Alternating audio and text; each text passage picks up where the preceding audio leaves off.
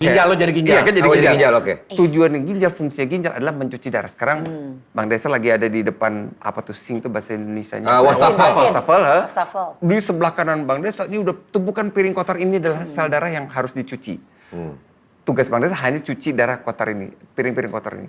Yang pertama dilakukan adalah nyalain kerannya. Nyalain, ambil satu piring kotor, cuci, piring bersihnya tidak digabungkan lagi ke piring kotornya, taruh di sebelahnya. Terus aja gitu. Nah, apa ini air keran? Air keran adalah apapun yang kita minum di hari itu. Nah, sekarang kita lebih suka mana? Nyuci piring pakai air jernih apa air berwarna? Jernih. Lebih suka mana? Nyuci piring pakai air yang netes-netes apa air yang deras? Deres. Begitu pula ginjal. Berarti Ginjal banyak harusnya. sukanya yang jernih dan cukup banyak airnya, air putihnya.